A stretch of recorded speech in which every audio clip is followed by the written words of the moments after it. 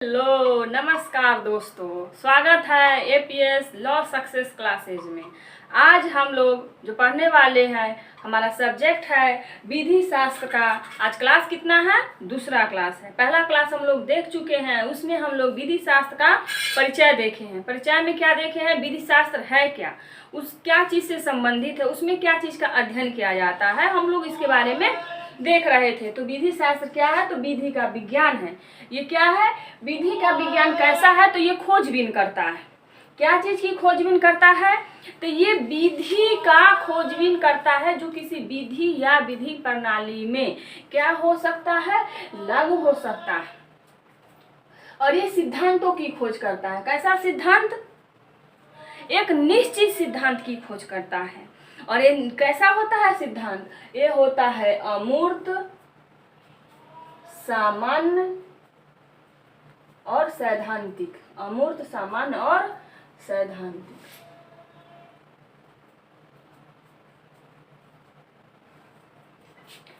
कैसा होता है ये? अमूर्त, सैद्धांतिक होता है। तो विधि शास्त्र विधि का अध्ययन है, विधि का विज्ञान है। इसमें खोजबीन किया जाता है तथ्यों के आधार पर, और जो खोजबीन किया जाता है उसके द्वारा सिद्धांत बनते हैं। और ये सिद्धांत कैसे होते हैं? अमूर्त होते हैं, सामान्य होते हैं और सैद्धांतिक होते हैं। जैसे एग्जाम्पल इसका ले लीजिए, इसका एग्जाम्पल ले लेते हैं। जैसे मान लीजिए राज्य। राज्य क्या है? क्या है राज्य? What do you mean by राज्य? किसको राज कहेंगे? राज कहाँ से आया? राज की अवधारणा क्या है? राज कैसे रेगुलेट होता है? राज क्यों आवश्यक है? अगर राज न रहे तो क्या हो सकता है? तो इन सारे प्रश्नों का आंसर हमको कहाँ मिल सकता है? सिर्फ विधि शास्त्र में मिल सकता है। जैसे कि कुछ लोग कहते हैं कि राज्य की उत्पत्ति दैवीय है, कुछ लोग कहते हैं कि इसकी प्राकृतिक उत्पत्ति है, कुछ कहते हैं कि ये क्या है, सोशल कॉन्ट्रैक्ट से उत्पन्न हुआ है। तो हम लोग पढ़ चुके, इतिहास में भी पढ़े हैं ना, राजनीति पॉलिटिकल साइंस भी जो कुछ लोग पढ़े होंगे उनको भी पता होगा कि राज्य की उत्पत्ति क्या है। इसके बारे में बहुत गहन अध्ययन किया गया। कहाँ किया जाता है इसका अध्ययन? विधि शास्त्र में। जैसे एक है राज्य की उत्पत्ति का दैवीय सिद्धांत। इसमें कहा जाता है कि राज्य की उत्पत्ति जो है वो देवता के द्वारा किया गया। देवता ने ही राज्य की स्थापना की ताकि जनता जो है शांति से रह सके, और राज्य की स्थापना करके राजा का निर्माण किया। और देखते हैं हिंदू विधि में, मनुस्मृति में, महाभारत, रामायण के जो शांति पर्व है उसमें भी वर्णन मिलता है कि भगवान ने, ईश्वर ने राज्य की स्थापना की और सम्राट को विशेष शक्तियां प्रदान की। किसने प्रदान की? ईश्वर ने। इसीलिए हमारे हिंदू विधि में जो राजा होता था वो ईश्वर के द्वारा भेजा गया प्रतिनिधि होता था, और उसमें जो भी शक्ति होती थी, उसमें जो भी विधि होती थी, उसमें जो भी ज्ञान होता था, सब सर्वोच्च होता था। कहा जाता है कि राजा ईश्वर का प्रतिनिधि है और उसके आदेशों का उल्लंघन नहीं करना चाहिए। उसके आदेशों का उल्लंघन पाप है, अनैतिक है।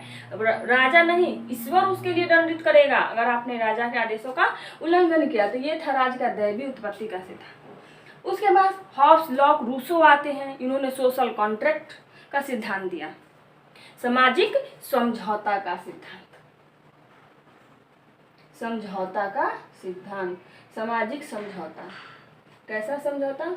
सामाजिक। तो हॉब्स, लॉक, रूसो ने क्या दिया?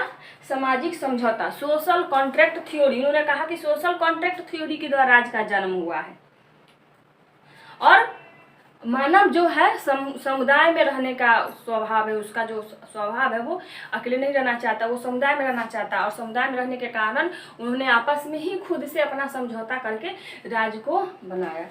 इस प्रकार से हम देखते हैं संप्रभुता क्या है। एक तो विचार हो गया राज्य क्या है, दूसरा विचार आता है संप्रभुता क्या है। ये भी क्या है? अवधारणा है। इसका विकास कहाँ से हुआ है? विधि शास्त्र से। संप्रभुता क्या है आपको पता है? हमको पता है नहीं।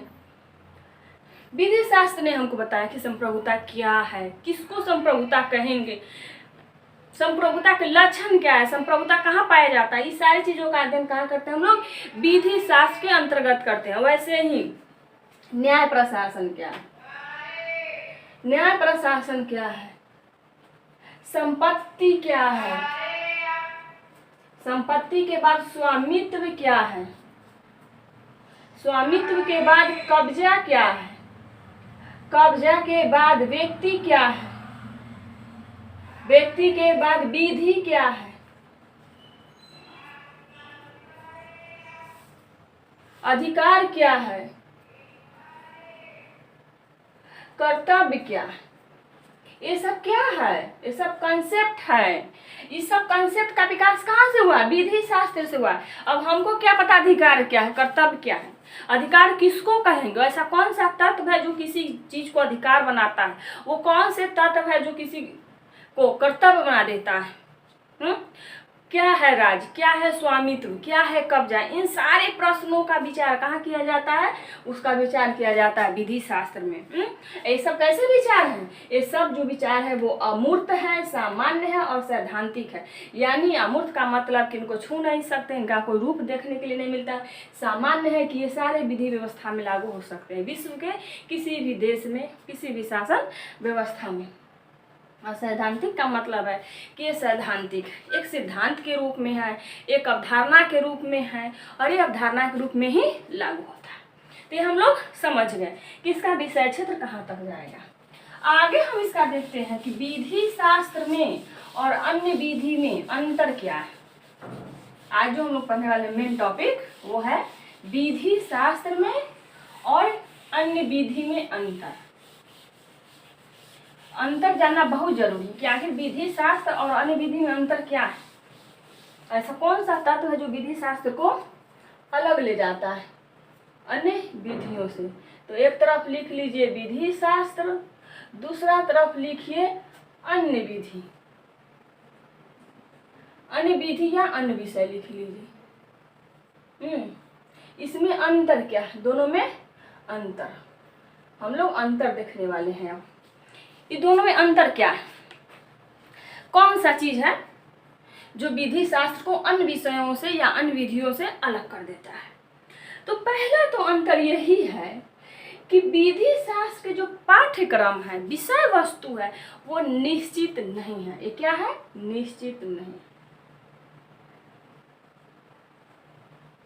क्या निश्चित नहीं है? विषय वस्तु। विषय वस्तु इसका क्या है?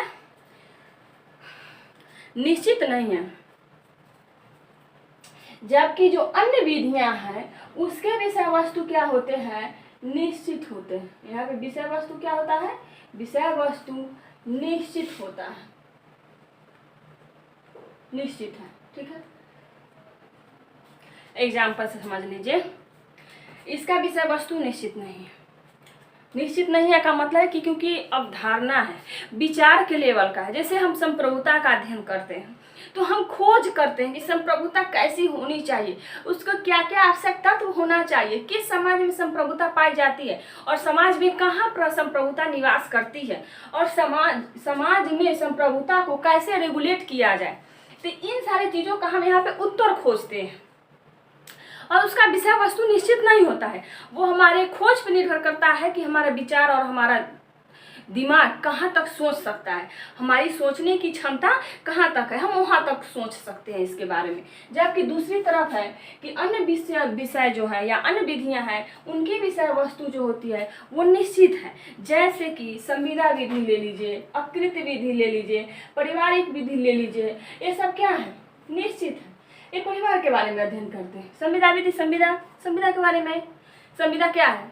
दो लोग मिलेंगे, आपस में प्रस्ताव करेंगे, स्वीकृति होगा, संविदा हो गया। उसके बाद संविदा भंग होगा। संविदा भंग हो जाएगा तो फिर विवाद उत्पन्न होगा, फिर उसके लिए रिमेडी चाहिए, फिर उसके लिए कोई पक्षकार जो पीड़ित होगा कोर्ट में जाएगा, उसको फिर क्षतिपूर्ति मिलेगा। ठीक है,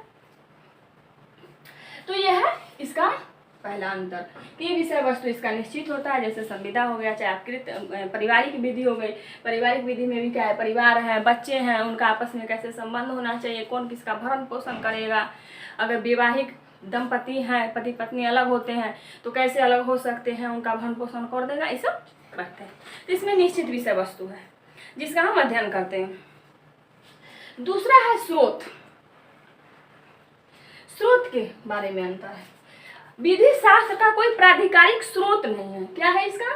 कोई प्राधिकारिक स्रोत नहीं है। इसका कोई प्राधिकारिक स्रोत नहीं है। और इसका प्राधिकारिक स्रोत है। क्या है इसका? प्राधिकारिक स्रोत है। इसका मतलब समझिए, विधि शास्त्र का कोई प्राधिकारिक स्रोत नहीं है, जबकि अन्य विधियां या अन्य विषय है उसका प्राधिकारिक स्रोत होता है। कहने का मतलब है कि विधि शास्त्र जो है वो अमूर्त अवधारणा के लेवल में है, वो हमारे विचार के लेवल का चीज है। अब विचार का लेवल का चीज क्या होता है? वो सिर्फ विचारणीय ही होता है। उस पर आप विचार करते रहिए, गहन चिंतन मंथन करते रहिए, खोजते रहिए। अगर कोई चीज मिल गया जो समाज के काम के लिए है, विधि व्यवस्था के काम के है, तब तो ठीक है। अगर नहीं मिला तो कोई मतलब ही नहीं है उसका। मान लीजिए साइंटिस्ट लोग बैठे रहते हैं, प्रयोगशाला में प्रयोग करते रहते हैं। जो भी वो प्रयोग करते हैं, क्या एक ही दिन में थोड़ी सफल हो जाते हैं? करते रहते हैं, एकाध हजार एक्सपेरिमेंट किए, सब विफल हो गया, कोई एक सक्सेसफुल हुआ। और जो सक्सेसफुल होता है वही समाज के लिए लाभदायक होता है। जो सक्सेस नहीं हुआ वो बेकार चला गया। वैसे ही जो है विधि शास्त्र का कोई प्राधिकारिक स्रोत नहीं है। विधि शास्त्र को किसी हम स्रोत के रूप में कोई बुक लेकर के हम इसका अध्ययन नहीं कर सकते, क्योंकि ये विचार का लेवल का चीज होता है। अगर इसमें दो विधि शास्त्री हैं, अगर दो विधि शास्त्री का किताब पढ़े तो उनके विचार में भी अलग अलग अंतर आ जाता है, क्योंकि ये विचार का चीज है। एक व्यक्ति उसी चीज के बारे में कुछ और सोच सकता है और दूसरा व्यक्ति कुछ और सोच सकता है। इसलिए यहाँ पे वैचारिक विभेद प्राप्त हो जाता है। इसलिए विधि शास्त्र का कोई स्रोत नहीं है, जबकि अन्य विधि का स्रोत है। जैसे मान लीजिए अगर आपको संवैधानिक विधि पढ़ना है तो इसके बारे में क्या पढ़ लीजिए? संविधान पढ़ लीजिए। संवैधानिक विधि के लिए आप कहाँ चले जाइए? संविधान पढ़ लीजिए। आपको पूरा का पूरा ज्ञान हो जाएगा कि संवैधानिक विधि क्या है, संवैधानिक विधि क्या है, क्या नहीं है, क्या इसमें शामिल है, इसमें क्या क्या कर सकते हैं हम। पूरा ज्ञान कहाँ मिल जाएगा? संवैधानिक विधि में। अगर आपको अपकृत विधि पढ़ना है, अपकृत के बारे में जानना है, अपकृत विधि पढ़ लीजिए। संविदा के बारे में जानना है, कॉन्ट्रैक्ट एक्ट पढ़ लीजिए, उसका स्रोत कॉन्ट्रैक्ट एक्ट है। उससे भी आगे जाना है तो संविधान में चले जाइए, वहाँ भी कॉन्ट्रैक्ट एक्ट के बारे में प्रावधान लिखा गया है कि क्या है। तो इसका कोई ना कोई स्रोत जरूर है। तो अन्य विधि का कोई ना कोई स्रोत जरूर होता है, जबकि विधि शास्त्र का कोई स्रोत नहीं है। तीसरा है कि विधि शास्त्र जो है वो व्यवहारिक समस्याओं के निराकरण में इसका विशेष योगदान नहीं है। व्यवहारिक समस्या के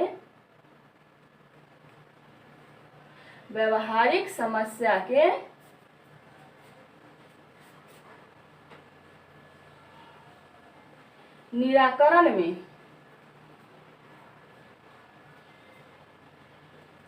विशेष योगदान नहीं है।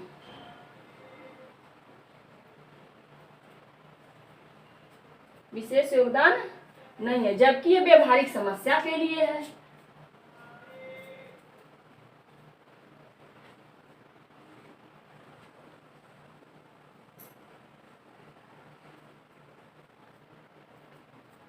व्यवहारिक समस्या का निराकरण करता है। देखिए विधि शास्त्र जो है ये अमूर्त चिंतन का विषय, ये व्यवहारिक समस्या के निराकरण में विशेष योगदान नहीं देता है। यानी कि कोई समस्या है अभी तुरंत, तो उसका निदान करने के लिए आप विधि शास्त्र में कोई फार्मूला नहीं प्राप्त करेंगे, कोई ऐसा नियम आपको विधि शास्त्र में नहीं मिलेगा जिसमें कि आप उसका समाधान खोज सके। जबकि अन्य विधियों में क्या होता है कि किसी व्यवहारिक समस्या का समाधान मिलता है। मान लीजिए कि अन्य विधि जैसे कि संविदा विधि, संविदा विधि में क्या हुआ कि अगर कोई पक्षकार संविदा भंग कर दिया, ब्रीच ऑफ कॉन्ट्रैक्ट किया, तो संविदा भंग के लिए आप क्या कर सकते हैं? संविदा एक्ट के ही धारा का सहारा लेकर के उस पर केस कर सकते हैं और उससे आप क्या प्राप्त कर सकते हैं? क्षतिपूर्ति प्राप्त कर सकते हैं। तो जो अन्य विधि होता है वो व्यवहारिक समस्या का निराकरण करता है, जबकि विधि शास्त्र सामान्यतः व्यवहारिक समस्या का निराकरण नहीं करता है। क्यों नहीं करता है? क्योंकि अमूर्त चिंतन है, वो व्यवहारिक समस्याओं के बारे में चिंतन मंथन करता रहता है और चिंतन मंथन करते करते एक सिद्धांत को जन्म देता है, वो समस्या का निराकरण नहीं करता है सामान्यतः। चौथा अंतर है अध्ययन के तरीका। जो विधि शास्त्र है इसका अध्ययन का तरीका अलग है।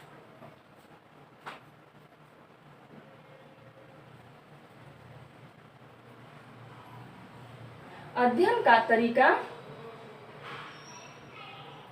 अलग है और इसका जो अध्ययन का तरीका है वो अलग है।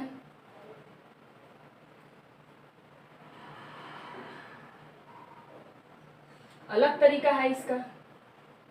जैसे मान लीजिए अगर आपको संविदा विधि पढ़ना है तो संविदा विधि में क्या पढ़ते हैं हम लोग? धारा पढ़ लिए, भाग पढ़ लिए, चैप्टर पढ़ लिए, अध्याय पढ़ लिए, है ना? क्या हो सकता है? अध्याय 1 में या अध्याय 5 में या अध्याय 3 में ये चीज से संबंधित है और धारा 10 से लेकर धारा 25 तक या धारा 25 से लेकर 40 तक ऐसे पढ़ते हैं ना हम लोग, इसको इस चीज से संबंधित है। संविदा विधि हो गया, चाहे पारिवारिक विधि हो गया, चाहे कोई विधि हो, वो धारा में लिखा जाता है, चैप्टर में लिखा जाता है, भाग में लिखा जाता है। जबकि विधि शास्त्र धारा में, चैप्टर में, भाग में नहीं पढ़ा जाता है। इसका पढ़ने का एक अलग तरीका है, अलग ढंग है जिसके अनुसार इसको पढ़ा जाता है।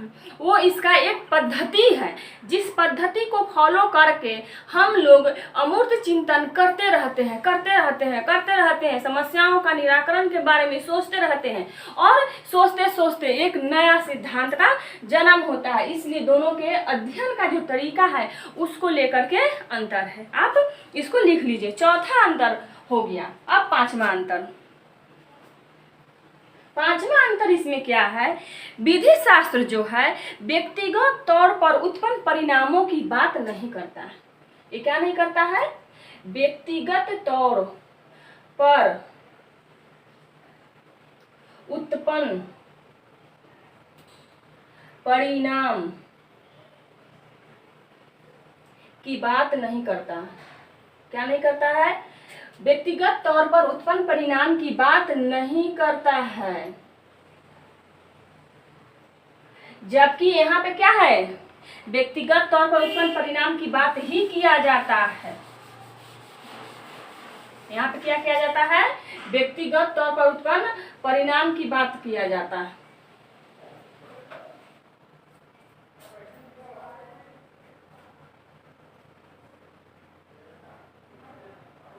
परिणाम की बात करते हैं। पांचवा पॉइंट, विधि शास्त्र में क्या होता है कि व्यक्तिगत तौर पे जो परिणाम उत्पन्न होता है उसका बात नहीं किया जाता है।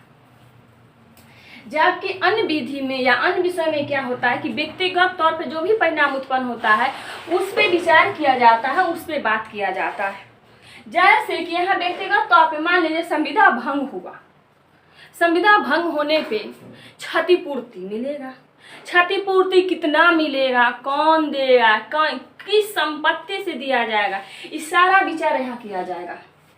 मान लीजिए 2 दंपत्ति है, उनमें तलाक हो गया, तो तलाक क्यों हुआ? पहला तलाक हो गया, उसके बाद तलाक होने के बाद महिला कहाँ रहेगी, कहाँ से उसका पालन पोषण होगा, क्या वो खाएगी। मान लीजिए कोई बच्चा है, उस बच्चे का भरण पोषण कैसे होगा, वो बच्चे का पढ़ाई कैसे होगा, उसका जीवन का परवरिश और उसका शादी विवाह ये सब कौन करेगा, सारा चीज का विचार यहाँ पे कर लिया जाता है। यानी व्यक्तिगत तौर पर उत्पन्न परिणामों की बात हम यहाँ पे करते हैं। जबकि विधि शास्त्र में ऐसा कोई विचार नहीं किया जाता है। वहाँ पे तो सिर्फ सिद्धांत का विकास किया जाता है और उसको विधिक व्यवस्था में लागू करके देखा जाता है कि ये सफल है या असफल। सफल हो गया तो लागू, असफल हो गया तो समाप्त।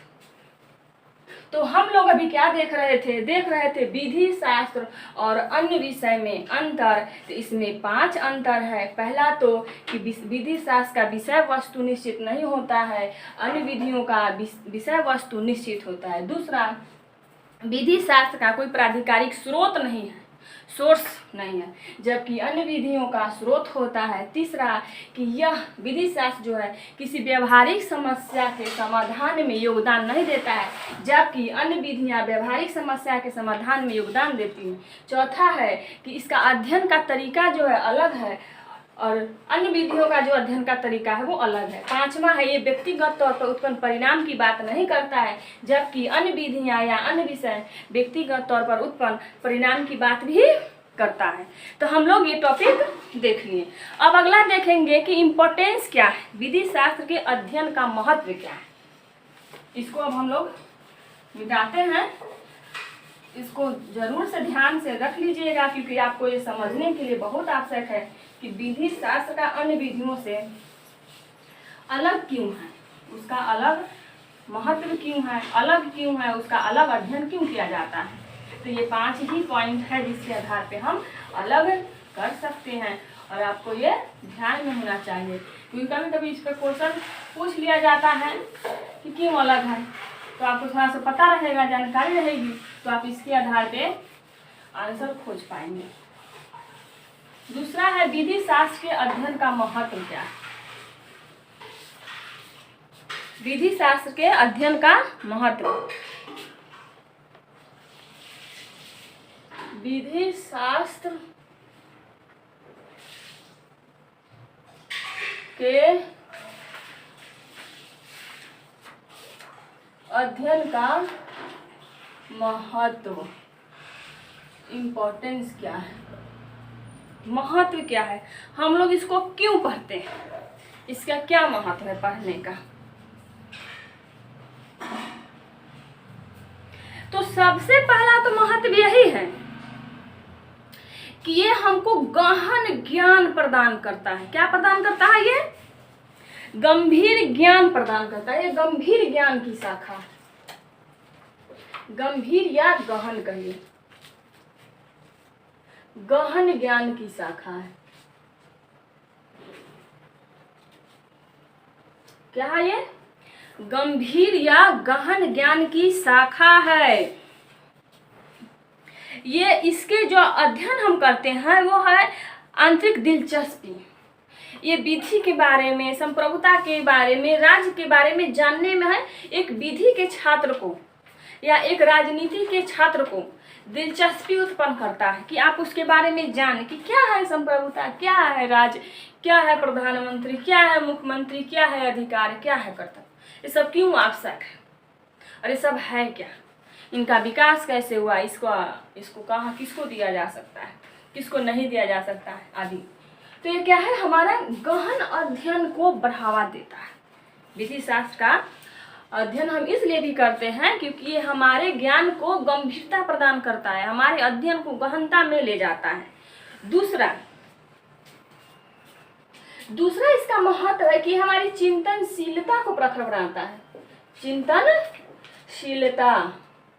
चिंतनशीलता का मतलब होता है सोचने की शक्ति, विचार करने की शक्ति। क्या करने की शक्ति? विचार करने की शक्ति। ये हमको चिंतनशील बनाता है। क्या बनाता है?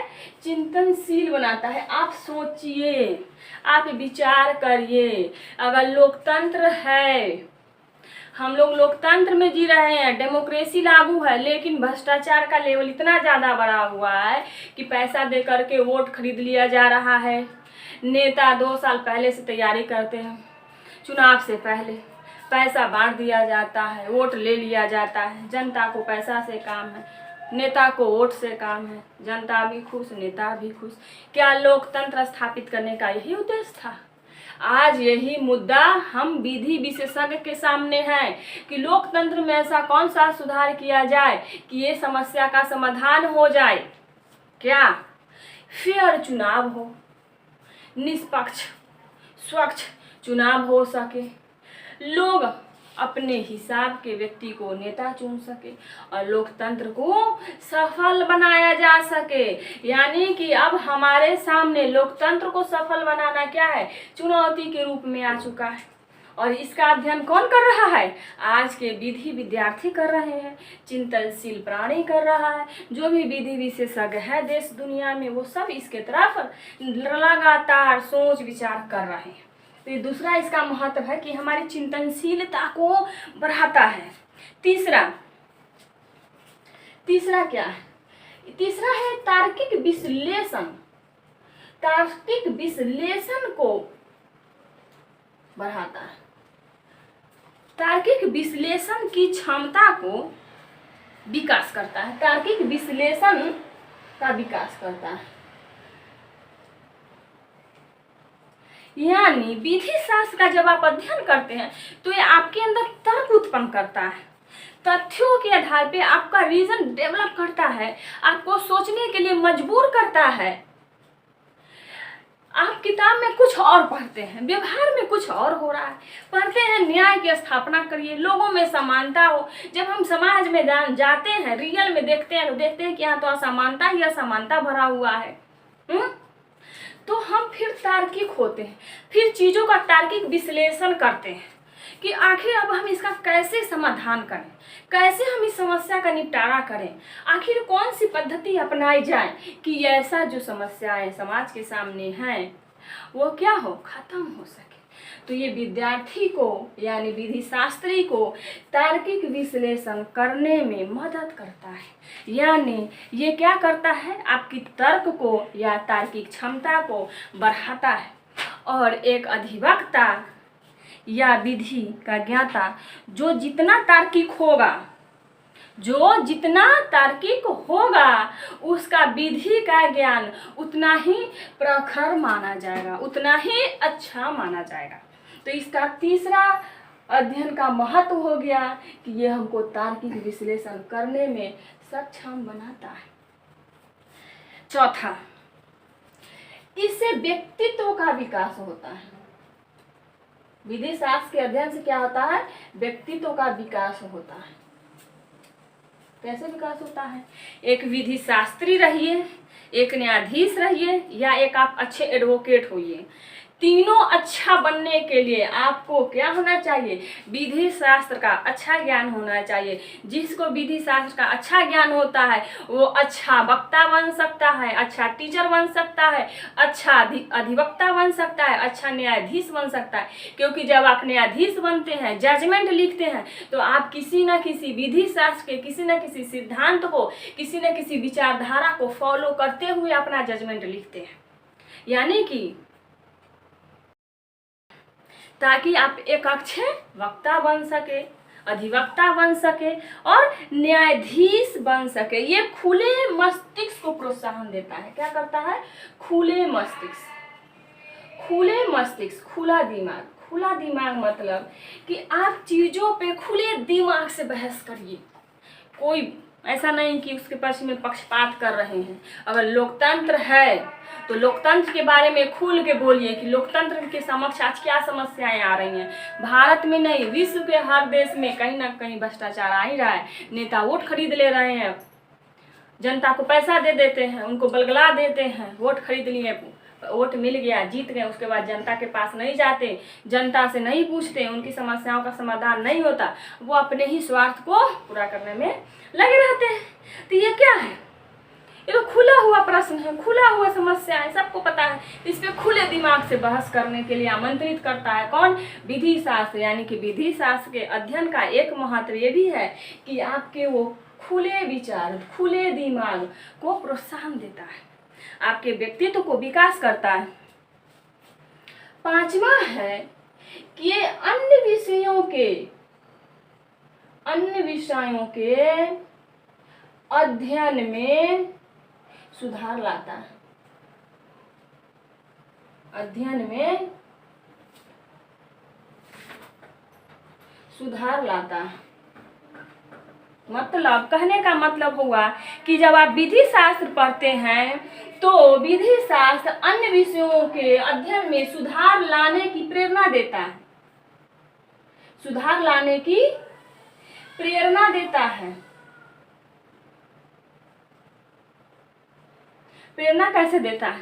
मान लीजिए कि आप सोशियोलॉजी के साथ छात्र हैं, विधि के छात्र हम हैं और सोशियोलॉजी के आप हैं। तो जब आप समाज शास्त्र पढ़ते हैं तो समाज शास्त्र में पूरा का पूरा हम लोग समाज का अध्ययन करते हैं कि समाज होता कैसे है, समाज बनता कैसे है, समाज को रेगुलेट कैसे किया जाता है, समाज का विकास कैसे होता है। और विधि कहाँ काम करती है? समाज में ही काम करती है। विधि शास्त्री जो हैं, विधि के बारे में जो भी विचार करते हैं उसको लागू कहाँ किया जाता है? समाज में लागू किया जाता है। तो अगर समाज में परिवर्तन कर दिया जाए या समाज को अच्छा बना दिया जाए तो विधि को लागू करना आसान हो जाएगा, विधि को लागू करना आसान हो जाएगा।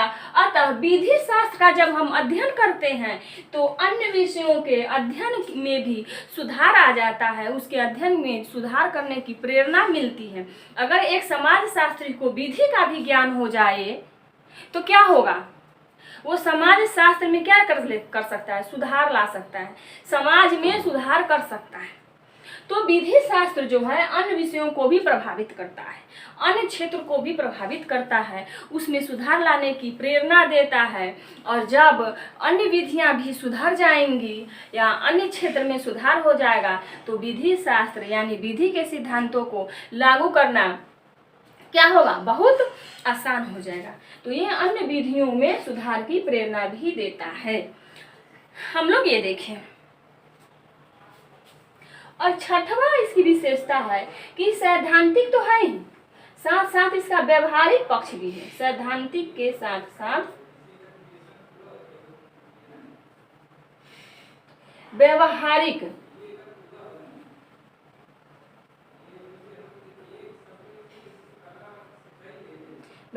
पक्ष में भी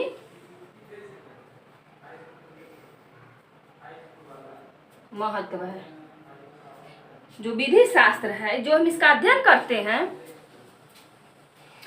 इसका सैद्धांतिक तो है ही है, ये इसका व्यवहारिक पक्ष में भी महत्व है। यानी ये व्यवहारिकता के मामले में बिल्कुल शून्य नहीं है। ये व्यवहारिकता के मामले में परिसमान जो हमारे जो वर्तमान परिस्थिति है उसके बारे में भी इसका काफ़ी महत्व है। वर्तमान परिस्थिति से मतलब यहाँ ये हुआ कि मान लीजिए कि वर्तमान परिस्थिति में कोई समस्या उत्पन्न हो गया है तो हम विधि शास्त्र से सहारा ले सकते हैं। मान लीजिए कि किसी समाज में बहुत ज़्यादा गरीबी है, शोषण है या अशिक्षा है या बहुत ज़्यादा अपराध है, करप्शन है, तो उसको दूर करने के लिए हम विधि शास्त्र से सहारा ले सकते हैं। व्यवहारिकता का समस्या का समाधान विधि शास्त्र हमको दे सकता है और देता है, इसीलिए इसका व्यवहारिक पक्ष भी है, व्यवहारिक पक्ष भी इसका है। तो विधि शास्त्र के अध्ययन का जो छठा है महत्व वो है कि सैद्धांतिक होने के साथ साथ वर्तमान व्यवहारिक पक्ष में भी क्या है? प्रभावकारी है। प्रभावकारी होने का मतलब है कि यह वर्तमान समस्या के संदर्भ में भी कुछ सुझाव प्रदान कर देता है। सातवां इसका आवश्यक तत्व क्या है इसके अध्ययन का?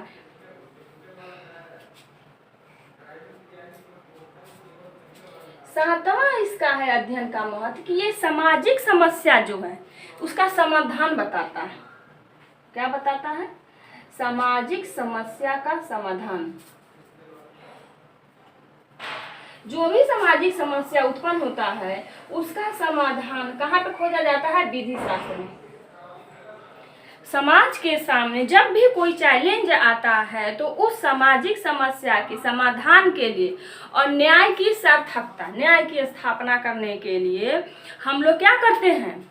विधि शास्त्र की तरफ जाते हैं। इसलिए विधि शास्त्र क्या है? सामाजिक समस्या का समाधान करता है और न्याय की सार्थकता को क्या करता है? संभव करता है। न्याय की सार्थकता को संभव बनाता है।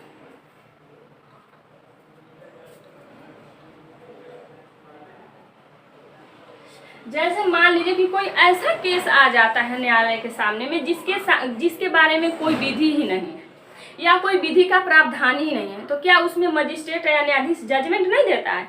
देता है। विधि बनाने के लिए कहता है विधायिका से और वह उसको निर्णय करता है। कैसे करता है? विधि शास्त्र का सहारा लेकर के करता है।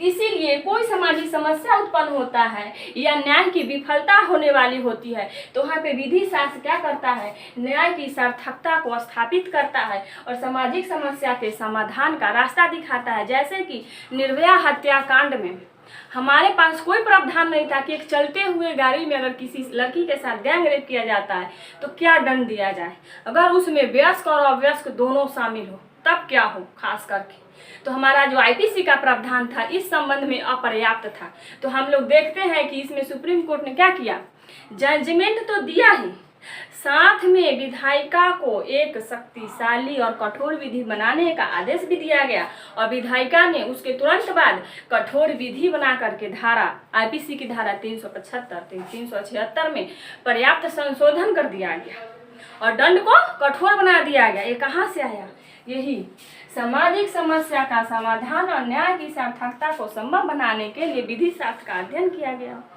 जो न्यायाधीश थे उन्होंने विधि शास्त्र का अध्ययन किया, उन समस्याओं का निराकरण किया। तो इसका 7वां महत्व हो गया। 8वां इसका महत्व क्या है, तो ये विभिन्न शाखाओं की संकल्पना को, ये न्यायपूर्ण समाज की स्थापना करता है। 8वां हम लोग यहाँ देखते हैं, 8वां क्या है, 8वां है कि यह न्यायपूर्ण समाज की स्थापना करता है। में सहायक है न्यायपूर्ण समाज, क्या है ये, न्यायपूर्ण समाज की स्थापना।